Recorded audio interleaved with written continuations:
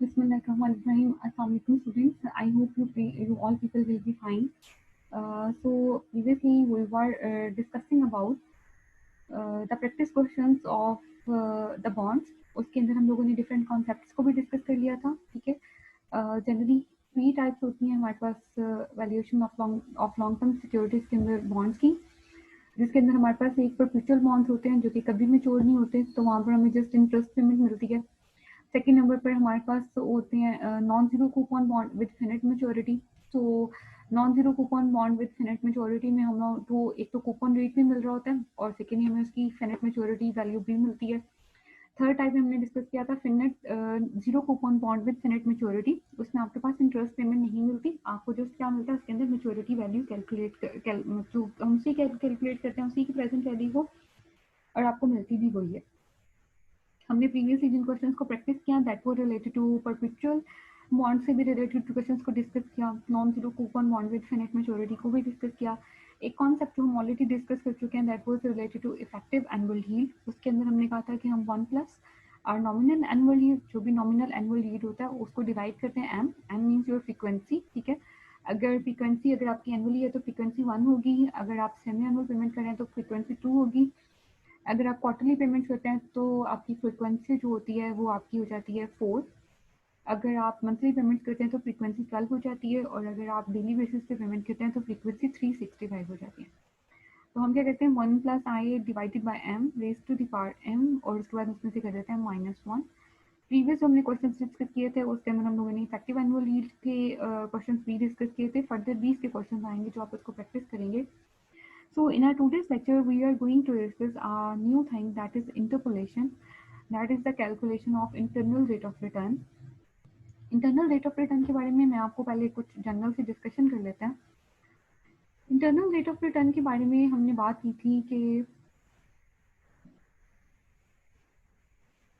Internal rate of return हमारे पास वो return होता है. Basically it would be that rate which equals the present value of the future cash flows and the intrinsic or the discounting the value with the present value, जिसको आप कहते हैं कि with the present market value, ठीक है. Internal rate of return आपका वो rate of return होता है जो कि इक्वल कर देता है आपकी present value of future cash flows को with your current market price, ठीक है. It means that will equate P naught is equals to B, वो वाला रेट जो आपके पी नॉट को आपकी प्रेजेंट वैल्यू के इक्वल ले आए, ठीक है. लाइक आपकी मार्केट प्राइस को आपकी इंट्रिंसिक वैल्यू के साथ या आपकी प्रेजेंट वैल्यू के इक्वल ले आए, वो हमारे पास क्या होता है internal rate of return. Normally questions के अंदर जब हम लोगों ने कैलकुलेट करके देखा था, चलो छोटी सी एग्जांपल बेस में चेक कर लेते हैं.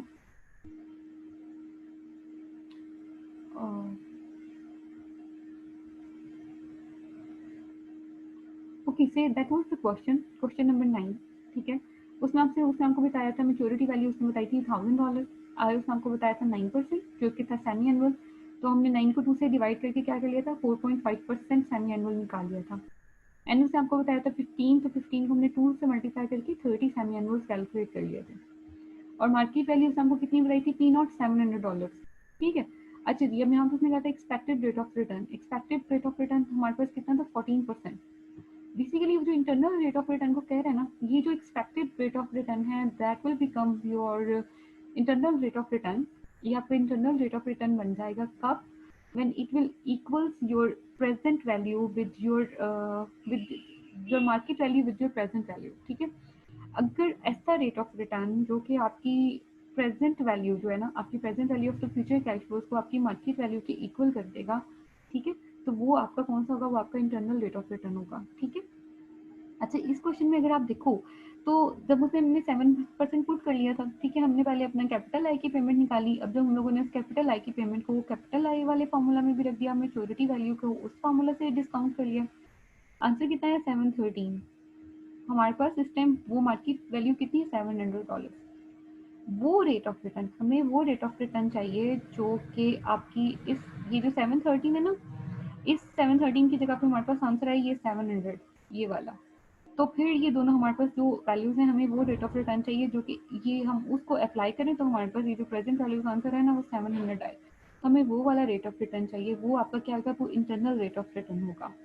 तो उस rate of internal rate of return को फाइंड आउट करने के लिए जहाँ पर आपकी मार्केट वैल्यू आपकी प्रेजेंट वैल्यू के इक्वल आ जाए, हम यूज करते हैं इंटरपोलेशन के फॉर्मूला को। अब इंटरपोलेशन बेसिकली क्या है उसको भी हम डिस्कस कर लेते हैं।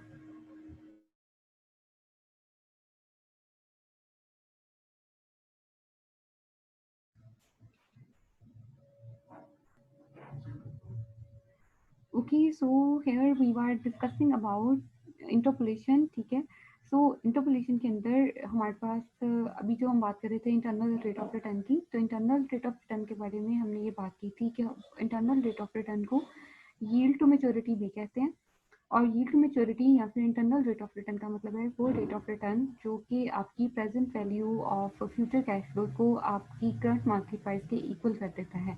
लाइक जो कि आपकी पी नॉट को इक्वेट कर देता है आपके वी के साथ, ठीक है। तो आपने कैसा रेट ऑफ रिटर्न जो होता है वो निकाल के देना है जिसकी वजह से आपके present value of future cash flow equal आ जाए किसके साथ, आपके करंट मार्केट प्राइस के साथ। तो उसको हम फाइंड आउट किस तरह से करते हैं, इंटरपोलेशन के साथ।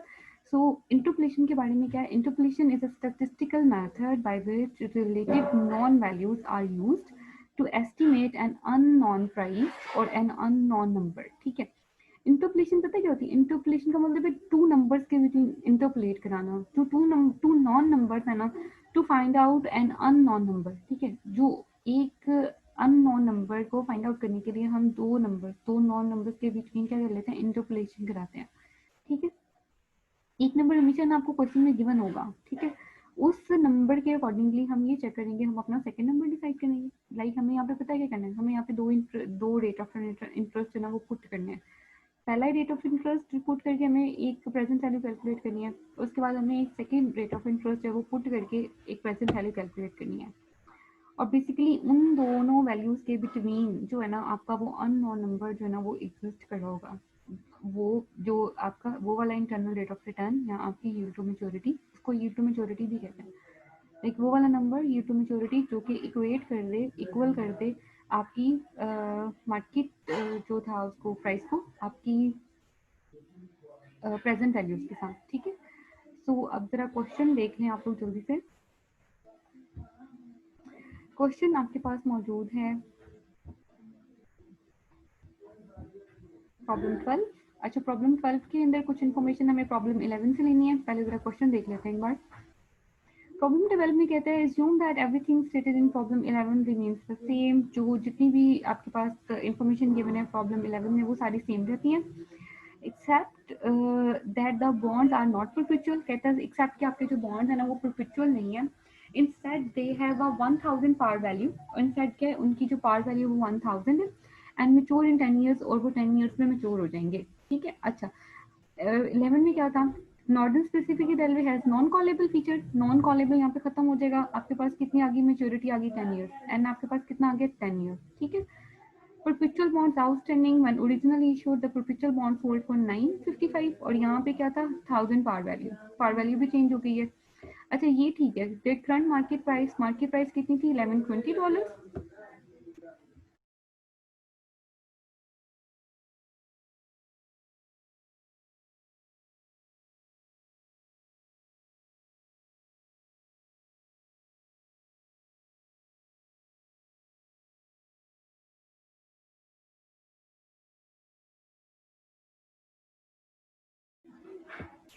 तो यहाँ पर आपके पास कितनी थी, जो करंट मार्केट प्राइस थी 1120। बेसिकली हम लोगों ने वो प्रेजेंट वैल्यू फाइंड आउट करनी है जो कि आपकी मतलब जो भी आपका वी वो वाला रेट जो कि आपकी प्रेजेंट वैल्यू को इस मार्केट प्राइस 1120 की इक्वल ले आए, ठीक है।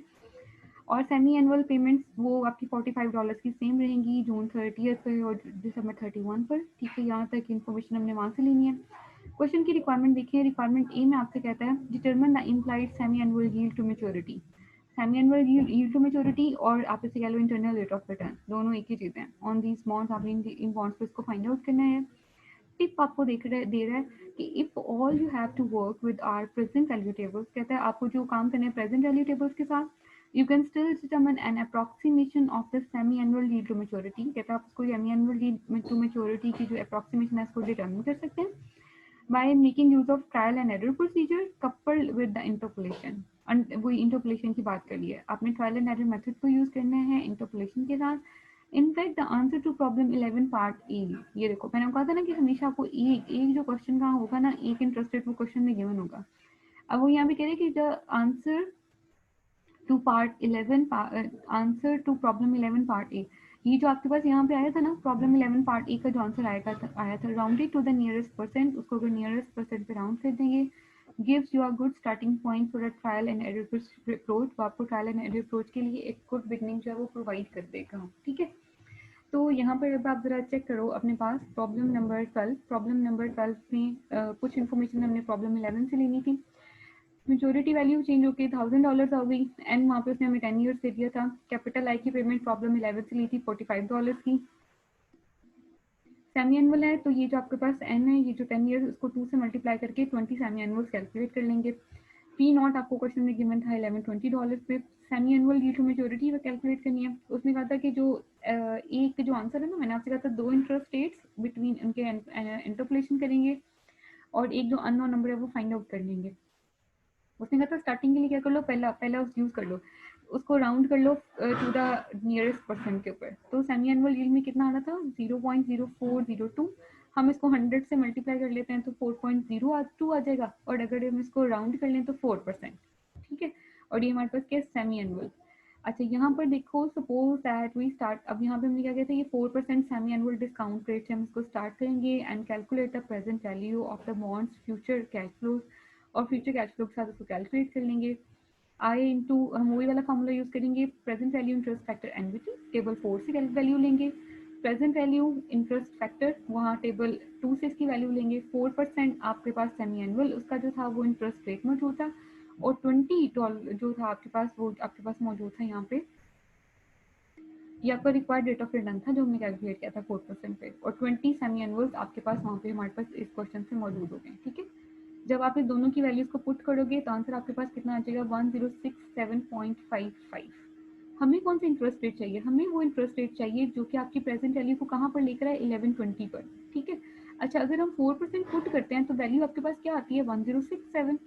इसका मतलब है 1067 जो वैल्यू वो कम है, हम लोगों को कौन सी चाहिए, प्रेजेंट वैल्यू से ज़्यादा चाहिए। प्रेजेंट वैल्यू को अगर इंक्रीज करना हो तो इंटरेस्ट रेट को डिक्रीज कर देते हैं, ये बेसिकली वाइस वर्सा चलता है। अगर आपको प्रेजेंट वैल्यू इंक्रीज करनी है तो इंटरेस्ट रेट को डिक्रीज कर देंगे, अगर आपको प्रेजेंट वैल्यू को कम करना है तो इंटरेस्ट रेट को इंक्रीज कर देंगे। ठीक है, अब यहाँ पर बेसिकली देखो प्रेजेंट वैल्यू कितनी है 1120, और सॉरी मार्केट वैल्यू कितनी है 1120, प्रेजेंट वैल्यू आपको कितनी आ रही है 1067। तो इसको इंक्रीज करने के लिए हम क्या करेंगे, डिस्काउंट रेट को डिक्रीज करेंगे। पहले हम 4% पे ट्राई कर रहे थे ना, अब हम 3% पे ट्राई कर लेंगे। यहाँ पर उसने डिस्क्रिप्शन आपको बताई है 4% discount rate, it produces a resulting present value that is less than the current market price 1120। कहता है ये जो वैल्यू आई है ना ये 1120 से क्या है, कम है। जो दूसरा वैल्यू हमें चाहिए वो क्या, therefore we need a lower discount rate, हमें एक लोअर डिस्काउंट रेट की जरूरत है to increase the future cash flow, ताकि हम फ्यूचर कैश फ्लो को इंक्रीज कर सकें further, and drive their present value up to 1120, और जो उसकी जो वैल्यू है वो अप टू 1120 तक लेके जा सके। So let's try a 3% discount rate, हम 3% सेमी एनुअल को ट्राई कर लेते हैं। अब देखो वही वाला फॉर्मूला यूज करेंगे, I into present value interest factor annuity plus maturity value into present value interest factor 3% के अगेंस्ट 20, और ये 3% के अगेंस्ट वही 20 को टेबल 2 से वैल्यू देखेंगे, टेबल 4 से वैल्यू देखेंगे, और इस बार आपके पास आंसर कितना है 1223। अब आंसर कितना चाहिए था 1120, ठीक है, और आंसर हमारे पास कितना आ रहा है, आंसर आ रहा है 1223, ये ज्यादा आ गया बेसिकली। अब ये दो नॉन नंबर थे, एक 4% और एक 3%। 4% के ऊपर आपकी जो थी प्रेजेंट वैल्यू वो कितनी आ रही थी, वो आ रही थी 1067.55, और 3% जो कि आपने जब लोअर रेट लगाया तो आपके पास वैल्यू कितनी आ गई 1223। अब देखो ये जो अब आपके पास प्रेजेंट वैल्यू है ना, प्रेजेंट वैल्यू जो आपके पास है मार्केट प्राइस वो कितनी है, मार्केट वैल्यू 1120, वो 1120 इन दोनों के बिटवीन फॉल कर रही है, 1067 के बिटवीन और 1223 के बिटवीन। आपने जो दो रेट्स लेने हैं ना, उन दोनों रेट से जो वैल्यू कैलकुलेट करनी है, जो आपकी मार्केट वैल्यू उन दोनों के बिटवीन फॉल करनी चाहिए। अगर मार्केट वैल्यू इन दोनों के दरमियान 1067.55 और 1223.47 के बिटवीन फॉल कर रही है, इसका मतलब है जो आपका रिक्वायर्ड रेट ऑफ रिटर्न है, ठीक है, जो आपका यील्ड टू मैच्योरिटी है या आपका इंटरनल रेट ऑफ रिटर्न है, वो भी इन दोनों रिटर्न के बिटवीन 3% और 4% के बिटवीन फॉल कर रहा होगा। ठीक है, 4% पे वैल्यू आई 1067, और 3% ट्राई स्टार्ट किया तो 3% वैल्यू आई 1223। अगर आपकी जो वो वाली यील्ड टू मैच्योरिटी है 1120 इन दोनों के प्राइसेस के दरमियान फॉल करी है, तो इंटरेस्ट रेट भी इन दोनों के दरमियान ही फॉल करेगा। और इंटरपोलेशन की डेफिनेशन क्या पड़ी थी? By using two known numbers we are going to find one known number. दो अननोन नंबर्स को यूज करते हुए हम एक नॉन नंबर को फाइंड आउट करते हैं। So to approximate this discount rate, we are interpolating between 4% and 3%. तो इसको इंटरपोलेट करने का एक सिंपल सा फार्मूला यूज करेंगे आप लोग, and this formula is interpolated discount rate that is I lower. I lower हम इसको साइड पे रखेंगे, प्लस करते हैं I higher minus I lower, present value lower minus present value yield to maturity, और उसको डिवाइड करेंगे present value lower minus present value higher. अब देखो जो प्रेजेंट वैल्यू लोअर है वो क्या 0.03 था ना, जीरो जो हमारा आई लोअर था वो कितना था 0.03, आई हायर कितना था 4%, तो 0.04 माइनस आई लोअर हमारे पास कितना आ गया 0.03। प्रेजेंट वैल्यू लोअर, लोअर के ऊपर प्रेजेंट वैल्यू कितनी आई थी 1223, माइनस करेंगे present value yield to maturity, तो वो कितनी थी हमारे पास 1120, डिवाइड करेंगे present value lower, present value lower हमारे पास कितनी आई थी 1223, माइनस करेंगे प्रेजेंट वैल्यू हायर, तो हायर रेट के ऊपर हमारी प्रेजेंट वैल्यू कितनी आई थी 1067। इन दोनों को माइनस कर देंगे, इन दोनों को माइनस कर देंगे, इन दोनों को माइनस करेंगे तो ये आंसर आ जाएगा। इन दोनों को पहले मल्टीप्लाई करेंगे, इसके साथ डिवाइड करेंगे, फिर उसमें ऐड कर लेंगे 0.03, तो आंसर आपके पास आ रहा है 0.0366। 100 से मल्टीप्लाई करेंगे तो आंसर आ जाएगा 3.66। This 3.66 is your yield to maturity. अगर आप 3.66 को पुट करके देखेंगे तो आप देखेंगे कि जो आपकी, अब जब आप अपना वी कैलकुलेट करोगे ना 3.66 के साथ, तो जो आपका वी आपके पास आएगा वो वी आपका इक्वल होगा आपकी करंट मार्केट प्राइस के साथ, दैट इज 1120। ठीक है, अब इसको चाहे तो आप इसको क्रॉस चेक भी कर सकते हैं। That was about interpolation. Requirement B में आपसे उसने वही क्वेश्चन 11 की तरह उसने कहा था using your answers to part A what is the nominal annual yield to maturity on these bonds. तो nominal annual yield to maturity calculate करने के लिए क्या करना है, सिंपली उस पार्ट ए वाले आंसर को 2 से मल्टीप्लाई कर देंगे।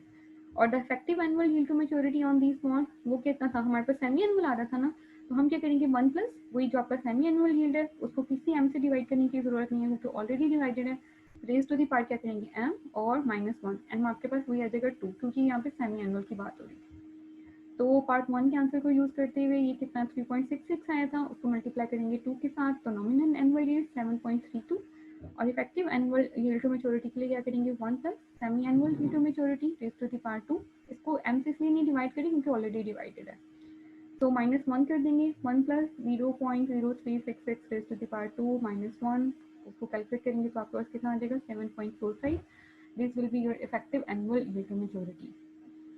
ये this is the most important concept for the preferred stock and for the bonds. ठीक है, और पेपर पॉइंट ऑफ व्यू से भी ये सबसे इंपॉर्टेंट टॉपिक है, तो इसको आप जरा एक बार गौर से देख लीजिएगा। अगर कोई प्रॉब्लम होगी तो क्लास में डिस्कस करेंगे। So take care and good luck, practice.